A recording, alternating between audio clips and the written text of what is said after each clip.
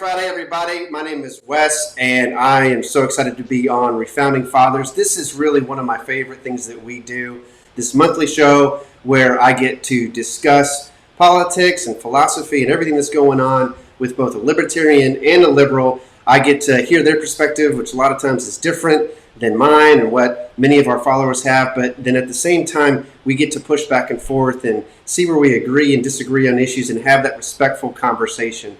So, as always, I am thrilled to be welcoming Chris on the show. Chris, how you doing? Doing great. How about yourself? Doing good, doing good. And then Kyle, representing more of that libertarian view. How you doing, Kyle? Hey, all right, guys. How are you all today?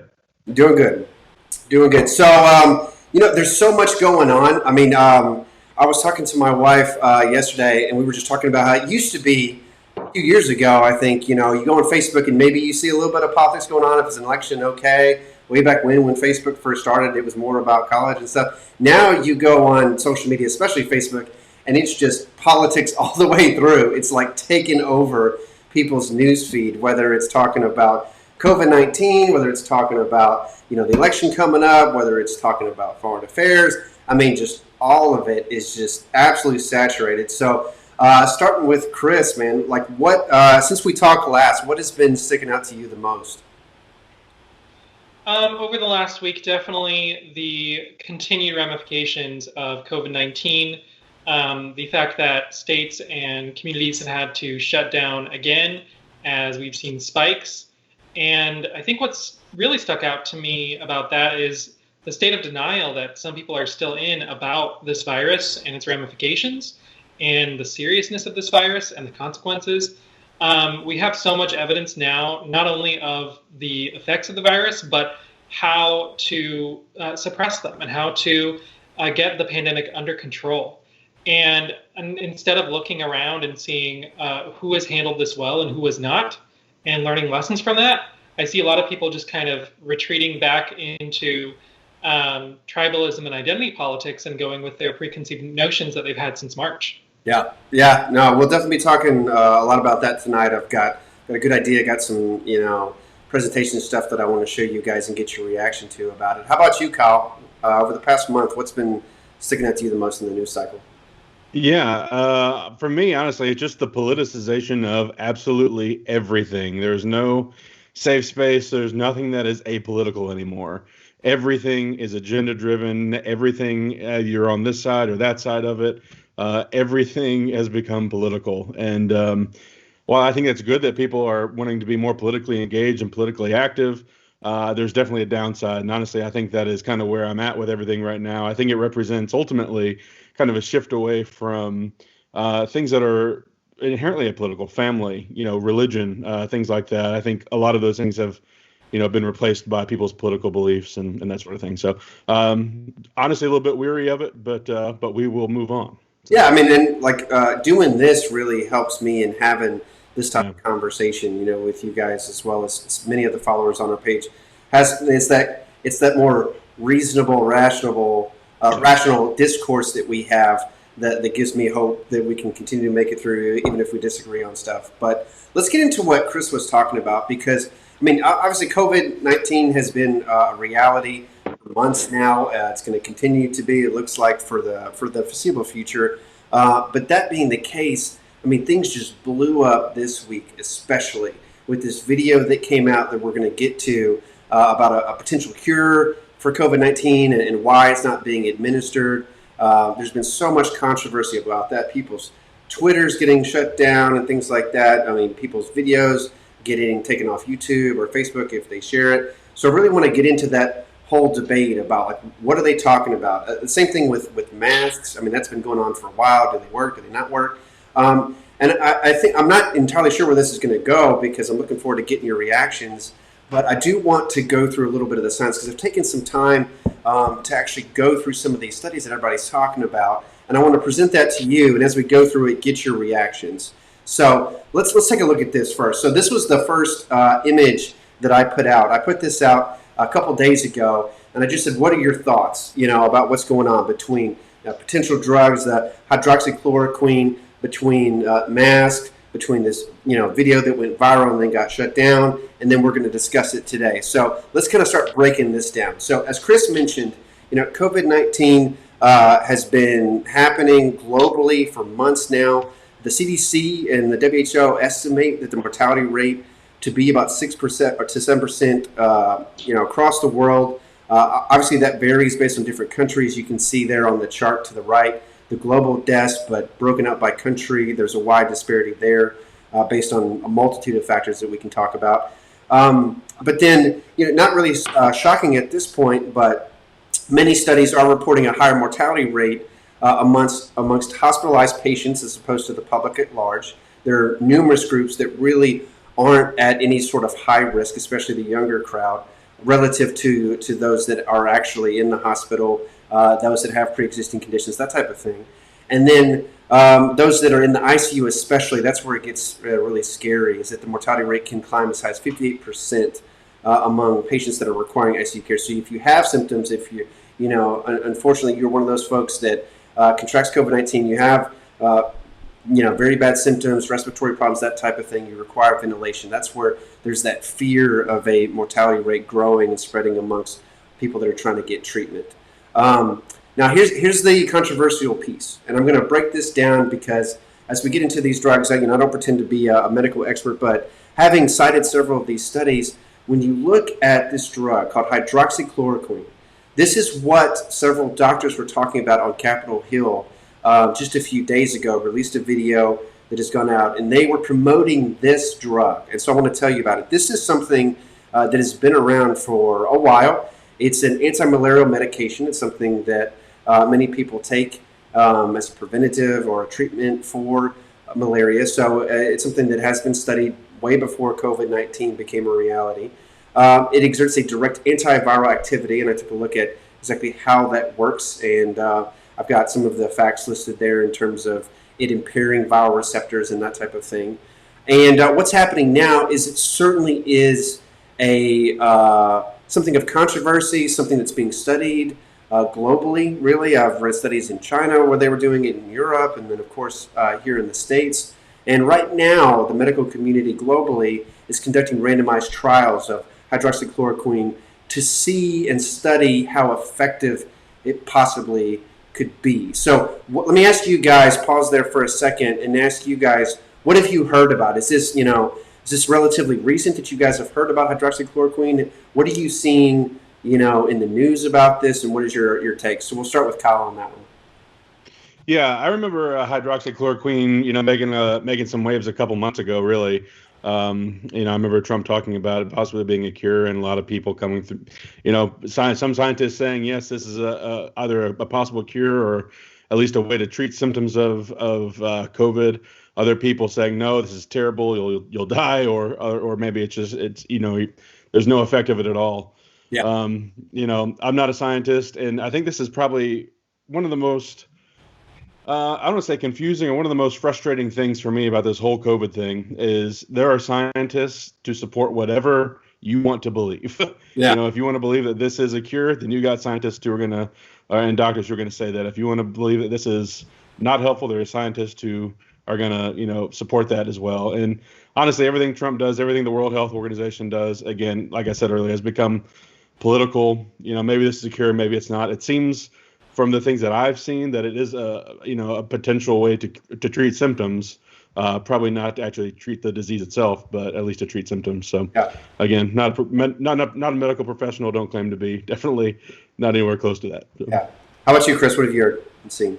Yeah, I had never heard of hydroxychloroquine before COVID. I think, like Kyle said, a few months back, there was a controversy where I think a lot of people were saying that it was essentially fish tank cleaner, or was that a different drug? That's either way, I think that was a little bit misleading. Yeah. And a little bit unfair because, as Kyle pointed out, a lot of people do use this drug for other conditions. I am also not a scientist. I was terrible at science in school. But however, I do think it's important that because there is a scientist who you can find to support any view, we do need to look at, the dreaded C word, consensus, which has become a very dirty word over the past few decades, maybe, usually involving the global warming climate change debate. Yeah. But personally, I think as a non-scientist, I have no choice but to look at the consensus. and to trust the wealth of studies and the wealth of experts that are leaning toward one side. Yeah. I can look at a layman's explanation to help me sort through evidence and figure out what is more reliable and what is not.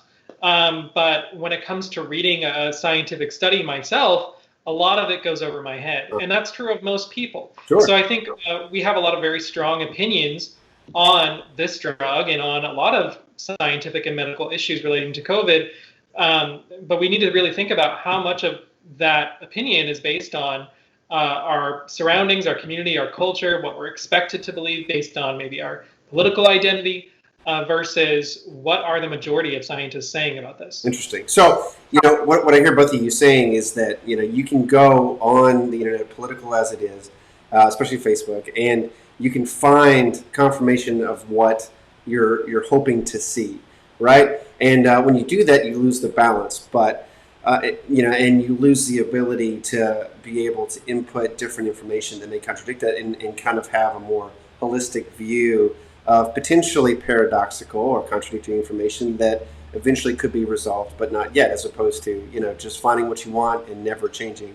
So I think this will be purifying hopefully for all of us to go through some of those studies that you guys are talking about, because just reading through that, while we may not be scientists, there are plenty of people that are and that are extremely smart working through this thing. And let's look at some of their research and what they're saying, and maybe we'll get to see why there is seemingly desperate conflicting information out there. So I mentioned hydroxychloroquine. I mentioned what its purpose is, the fact that it's been around, and that we have randomized trials going on.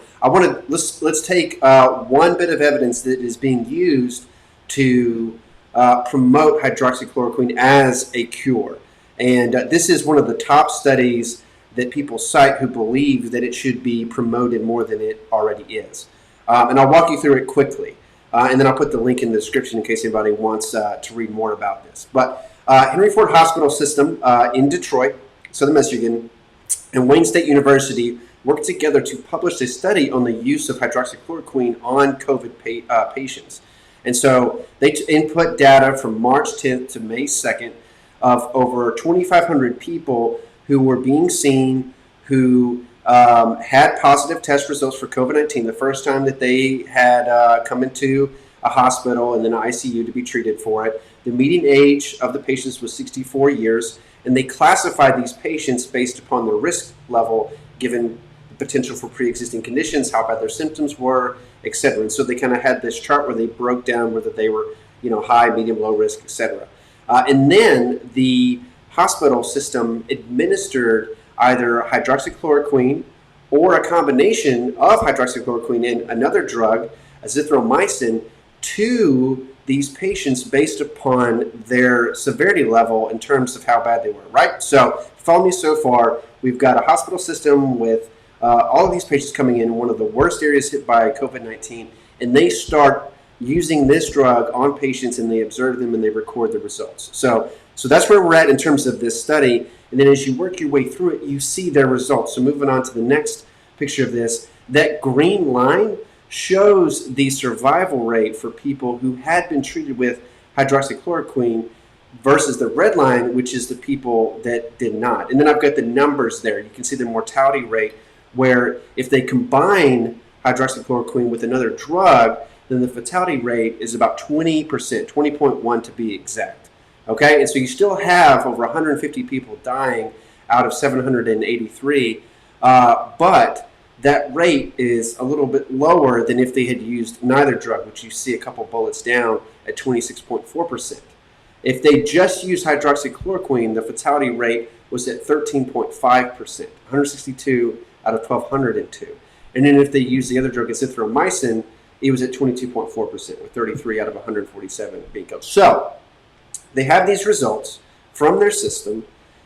They publish this, and then they say that our conclusion is that when you have multiple hospitals in their system in Detroit, when you're controlling for all the risk factors of classifying people, and you're treating with hydroxychloroquine alone or in combination with azithromycin, that there's a reduction in the COVID-19 associated mortality, meaning less death. However, they admit that prospective trials are needed to examine this further. And they work through the study, and they kind of explain, again, some of how hydroxychloroquine works and why the antiviral effect could make a difference. And then they've got these results saying, hey, there's still many people dying from this. We weren't able to save obviously everyone, but you do see a lower percentage, and so it's something that we need to continue looking at. It's really their conclusion, right? So you guys follow me on that? That's one of the studies that is being cited, saying, hey, this shows that it could be a very good thing for us. Okay, then you have Dr. Stellamanuel, who is part of, she's a doctor, a pediatrician, and she, this past week was part of a team of doctors and a congressman who released a video in which she said, I have treated more than 350 patients with this drug, and I have not had a single mortality rate. Then she claims that hydroxychloroquine is the cure for COVID-19. It actually says that. This is the cure, and it's being suppressed. She refers to a study back in 2005 saying, hey, this drug has worked before, it can work again. And then she actually claims in this thing that with hydroxychloroquine, zinc, and Zithromax, you combine it with drugs, as you saw in that other study, they did this exact same thing, that you could prevent all mortality rates, that no one needs to die anymore, is quoting the video. And I show it here. I really wanted to on this video, but it would probably get censored because it's being taken down from YouTube and Facebook. So what do you guys make of that? Let me just let me go to Chris first, and going through that study versus what she's saying, what are your thoughts? Yeah, those are obviously two very different arguments being put forth. I hope that study results can be replicated in future studies. I want any kind of remedy to this awful disease that we can get. But the confidence that I hear from some people, including Dr. Stellamanuel, and people who were kind of wildly sharing her video, saying everyone needs to watch this, is completely unwarranted. I mean, one study out of 10 with methodology that most of us probably can't describe very well, although you did a fantastic job of putting it in layman's terms, doesn't really tell us a whole lot. Now, if your doctor says to take hydroxychloroquine, you should probably take it.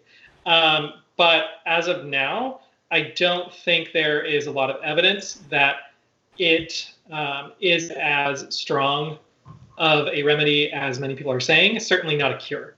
Yeah. How about you, Kyle? Yeah, I mean, so this is one study, like Chris said, and I think it's important to keep that in perspective.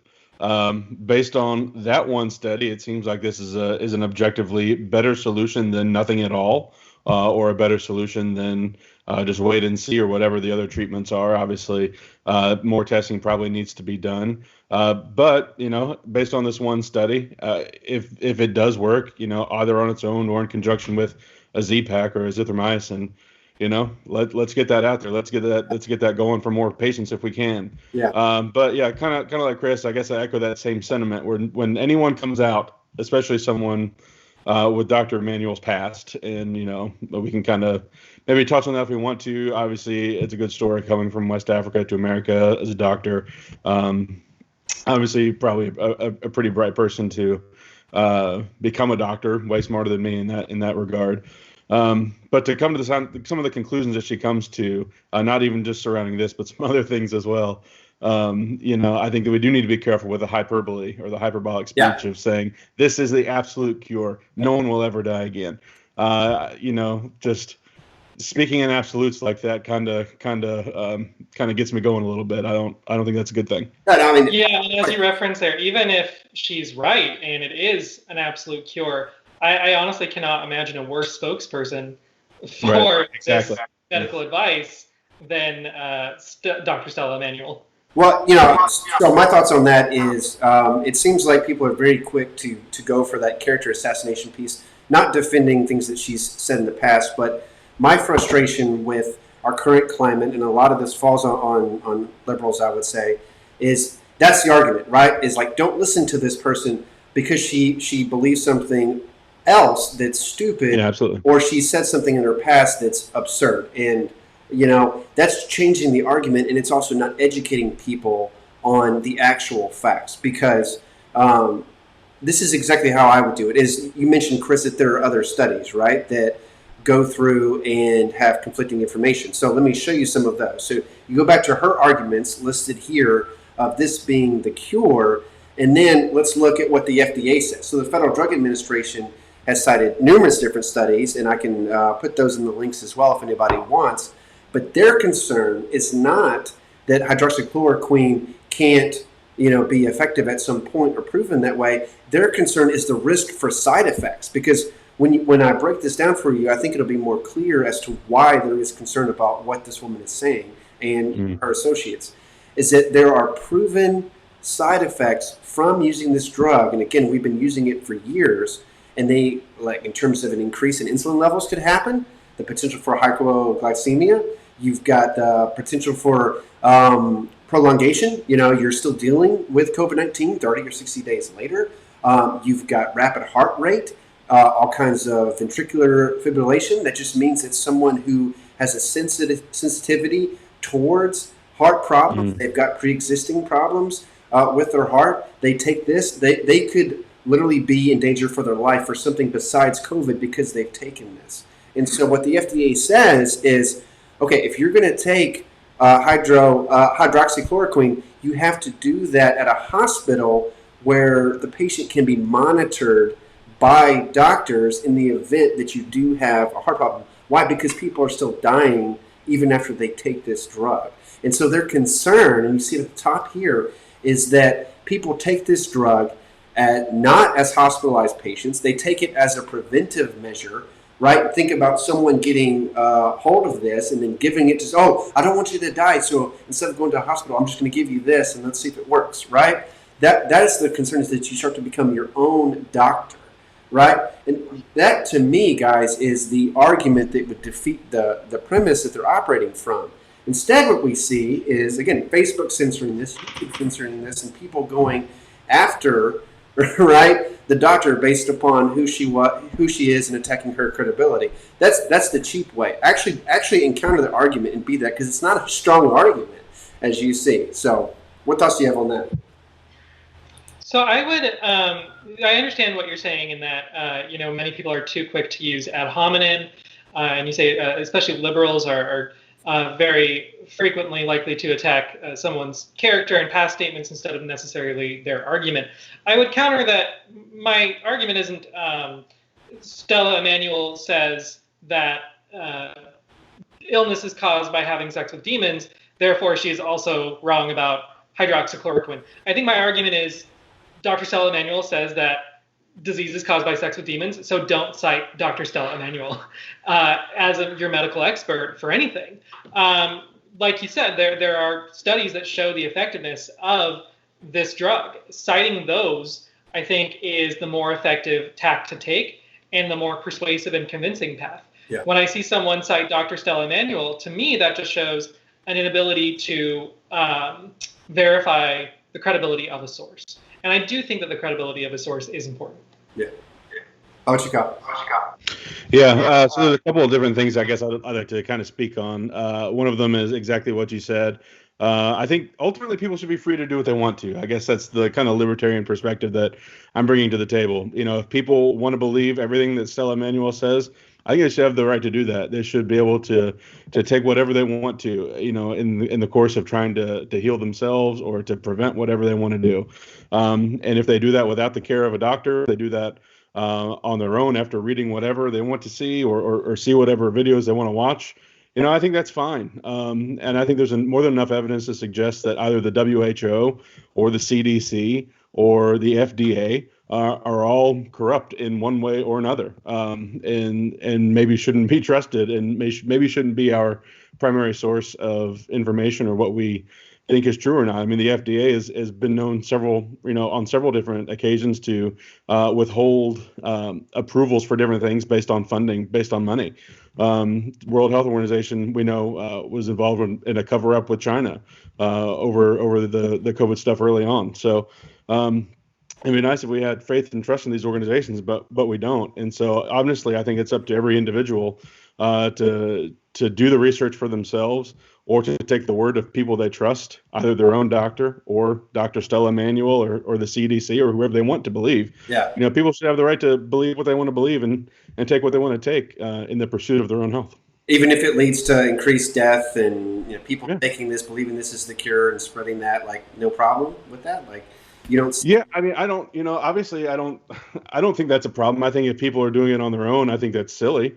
I mean, it kind of goes back to like wearing a mask, right? I mean, I don't think the government has a mandate or has the authority to tell me I have to wear a mask. Should I wear a mask? Of course. Yeah. It's not only the smart thing to do for myself, it's a loving thing to do for my neighbors. So I'm going to wear a mask. But ultimately, the government has no business and no authority to force me to wear a mask. Yeah. And same thing with this. Like, if a person wants to take hydroxychloroquine, even if it kills them, yeah, they have the right to do it. What do you think, Chris? Yeah, I mean, I don't know if the federal government has the authority to pass mask mandates.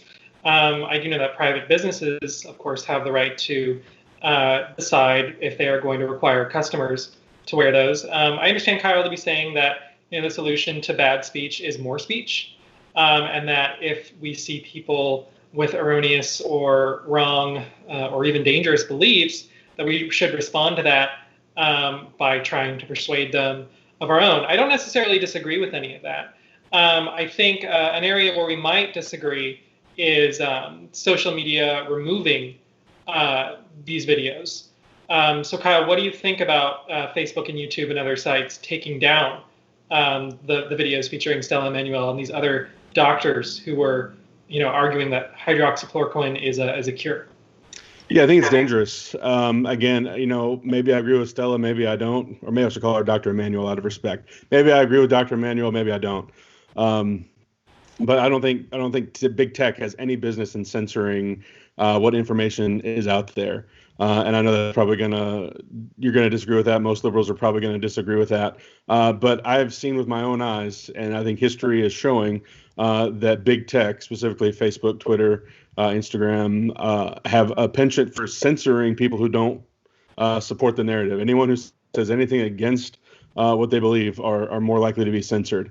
And for me, that's problematic. And even though I may not agree with the things that they're censoring, even though I may hate some of the things that they should not be censoring or that they're not censoring, I don't think that's a problem. I think people are smart enough to figure out the truth for their own, or people should have the wherewithal to go and seek out the truth on their own. Yeah, I mean, I could see certain points of agreement, but probably only a few with those arguments for me.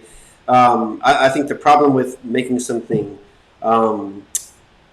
completely banned or censoring a video is that all of a sudden it's contraband. Like all of a sudden people want it that much more. Ooh, like what's the secret? Like now that it's being hidden from me, now I really want it. Like what is the truth that I'm not allowed to see, that you don't trust me with? And that just kind of is a counteractive, and I've seen that so many times in my life. The minute that you outlaw something, people want it that much more. So I think that has a very dangerous, backlash that can happen, and we're seeing that now with the video, as opposed to clarifying it with the truth. But I would also push back on the notion that freedom is all we need to survive. Like obviously that comes from the more libertarian style. It seems to me very much an argument from like John Stuart Mill. And I think the challenge with this is that if the only person that you're hurting is yourself, maybe, but we don't see that with COVID-19. We see people transmitting it unintentionally.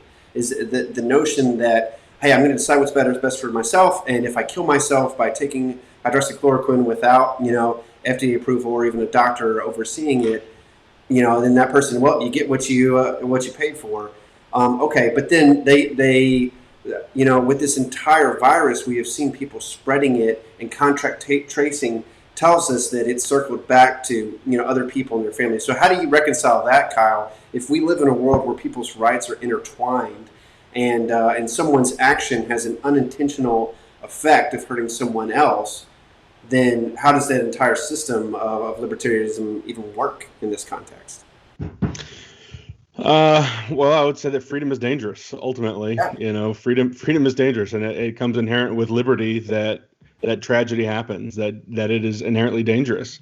Obviously, we should do everything we can as good citizens to safeguard ourselves and others from, doing that. It goes back to, I wear a mask because I think it's a smart thing to do, and because I love other people. I love my neighbors, and my family members. So yeah, I'm going to wear a mask. But yeah, so I mean, again, it just goes back to this voluntarism. Just inherently, the government just does not have the authority, the power to do that. Because I think when we open up, all right, so we open up protections for the spread of COVID, then we say, all right, well, then for the spread of X, Y, or Z, then you also have to do these things as well. And it creates a really slippery slope, I think. Yeah, I mean, I would say, go ahead, Chris, and I'll go next. I would absolutely agree with Kyle and with most libertarians that the government absolutely should not suppress videos like Dr. Stellamanuel's. I don't think that that principle necessarily applies to private companies, and I don't think it's necessarily anti-libertarian to think that private companies like Twitter and Facebook and YouTube can take down kind of whatever they want. I mean, people have more opportunities today to get their message across than at any previous point in human history. Nothing is stopping Stellamanuel from broadcasting her views on her own website, or through something like InfoWars or Zero Hedge, or any number of conspiracy websites that are very easy to find. Do I think that Twitter and YouTube and Facebook have an obligation to make that easier? Not really. And as someone who spends a lot of time on social media, I often see ads for, something like the Epoch Times on YouTube, which is literally run by a cult. I see a lot of right-wing content. I looked at the top trending topics on Facebook yesterday, and a lot of them were from Breitbart. A lot of them were from Ben Shapiro. So I think I might have more of a problem if I saw some genuine evidence that conservative viewpoints were being discriminated against. I don't think we're there yet. I think that it's very rare for Facebook and Twitter and YouTube to decide to take something down, and it's usually when a pretty bright line has been crossed. I would go further and say that I honestly think social media needs to take down more. And, on Twitter, there is no button yet to report fake news like there is on Facebook. And I find that really disturbing, because these are giant, like you said, big tech companies, and they are transmitting thousands of messages a day. But a lot of the messages that rise to the top and rise to what most people are seeing are just completely factually inaccurate. Yeah. So when it comes to a video like this, I do think that big, powerful companies kind of have a responsibility to take them down and not allow that kind of dangerous misinformation to spread. Right. But, if the government were to try and take down Dr. Stellamanuel's private website, I would be the first one to speak for her rights. How I see it is, and what makes me a conservative is, when I think of freedom, I also think of responsibility. I shared a quote from Russell Kirk, who's someone that we study a lot in our book club and, amongst conservative circles, and we should do a lot more because I think it would help us. But he talks about every freedom being associated with a responsibility in order for that freedom to survive. So if I have the right to bear arms, then there is a responsibility to not shoot someone else or myself, right, with that, because that ends that responsibility. If I have a right to free speech, but then there's a responsibility to use that in an ethical fashion, because if I start, promoting conspiracy theories and leading people to do horrible things, then all of a sudden, that we're at risk for our lives. I mean, I have the freedom to go out and engage in commerce and buy a car. That entails a responsibility to wear a seatbelt, to drive somewhere within the speed limit, and to not hit somebody else, right? Because if I get into a situation where, I kill someone with my car, God forbid, and myself, well then, it's over. What are we going to do? Like that experiment in freedom did not work for us, because now we're both gone. And so when we lose sight of that responsibility that is inherent in our freedoms, then we lose the preciousness of that liberty. And that's why, Benjamin Franklin is talking about, we've given, young America a republic if they can keep it.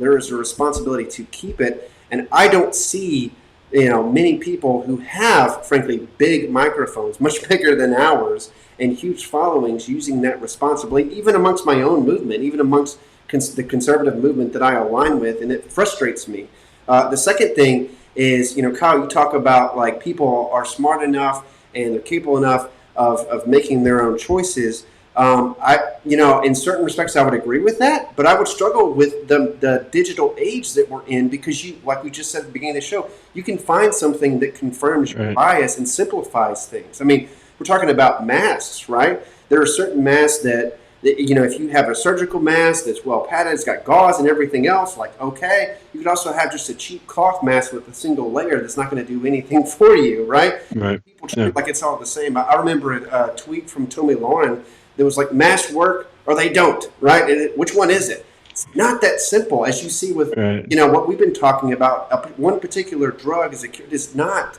that simple. It takes time for science to work itself out. And having tradition and culture and, yes, some level of authority to be able to help us navigate through that, I think is a good thing, as opposed to relying exclusively on the individual conscience of someone with a phone and access to Facebook.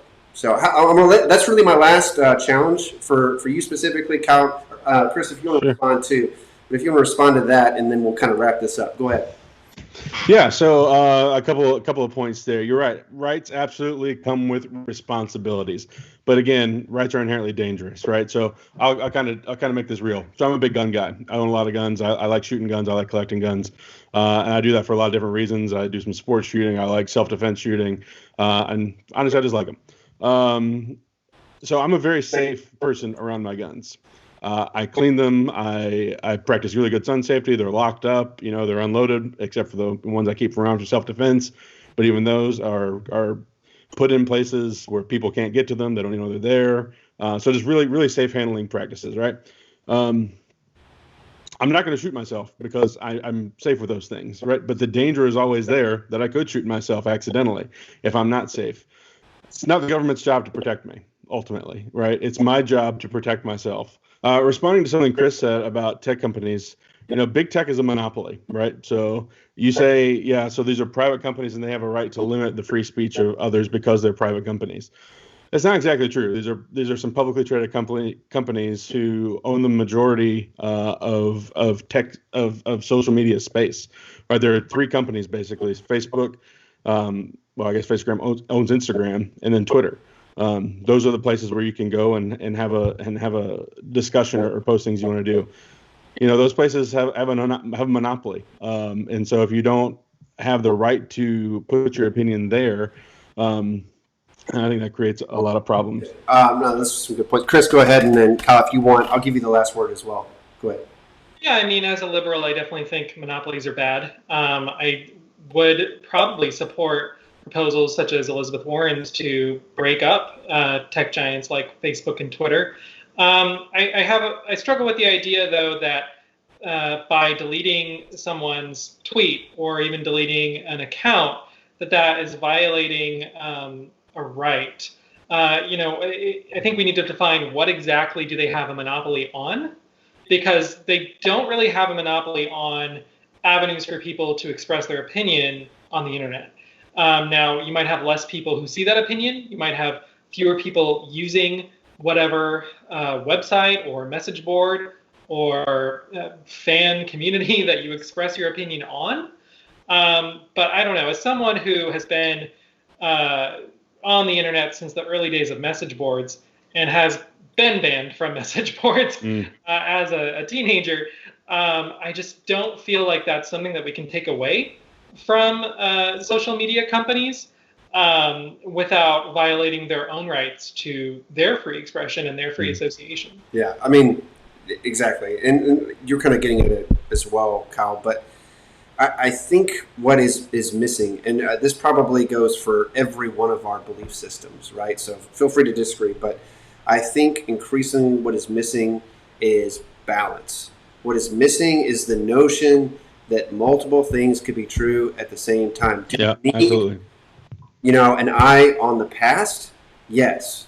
Do we also need an eye on the future? Yes. Do we need freedom? Yes. Do we need responsibility? Yes. Do we need equality? Right? Do we need the opportunity for people to be unequal as they make different choices? Yes. Like, the world is more complex than these stupid, easy answers that people wish and yet it seems like whether it's conservative, whether it's liberal, whether it's libertarian, where you're just looking for these blanket statements that hydroxychloroquine fixes everything. Like, pass it out, we're done, right? Like, really? If it was that simple, do you think we would do it? And so, I feel for each one of us in terms of our belief systems as we wrestle against that, both with each other and people that, ascribe to our particular tribes, because I see conservatives all the time that make it seem like we elect Trump, we're going to fix everything. You elect Biden and the country's over. Like, come on, like, really? Right. Like, these simple answers, we have to figure out a way to work out of that, to the point that you are constantly trying to balance two things. And when it comes to the freedom to be able to promote your beliefs, to a point, sure. You have government like tell you what to think, thought police, 1984, all that. Of course not. But then, then there's the other balance of, if we go down the road of dismantling everything that doesn't subject itself to individual choice, we can quickly get into anarchy. So that's the challenge for all of us, and it's a challenge that I see increasing in our society. In my opinion, is that we are losing the ability to even pursue that balance in exchange for whatever makes us feel good at the moment. So that's kind of my challenge for us, is to try not to fall victim to that and challenge each other anytime we feel like we are. So, Kyle, I'll give you the last word and then we'll call it. So go ahead. So let's say no to tribalism. Let's say no to extremism. Let's say yes to thinking and exploring ideas and having difficult conversations, fun conversations with people who are different than us, who believe different than us, who hold different opinions than us. You mentioned like, if Trump is not the issue, then Biden is the guy, right? So I think we need to reject that national politics is the answer for everything. It's simply not. That's the whole point of the 10th Amendment, right? That the federal government is extremely limited, and every power not expressly given to the government or to the states is reserved to the states or to the people. It's 10th Amendment. And so how do you devalue the office of the president, which I think is something we should do? We give power back to state governments, right? Local communities, local governments, state governments. I think that's one way that we balance out the power that we have going on right now. Take back power from the federal government. No, that's definitely something we should talk about more. Yep. Definitely in our next session, and we'll probably talk about that in our next show. So, hey, I want to thank you guys. Thanks for the awesome debate. This was really fun going through all these complex issues and hearing from y'all's different perspectives. Would love the back and forth and stuff that's going on. Appreciate, as always, your time. So make sure, for those watching, make sure that you are checking out our YouTube channel. You're subscribing to this, liking us on our Facebook page. We're on Instagram, Twitter as well. If you have comments for Chris, Kyle, and myself, send those to us. If there's topics that you want us to get into on the next session, we'll be happy to do it. Just send us our way. Thanks, guys. Have a great night. Thank you. You too. Thanks, guys.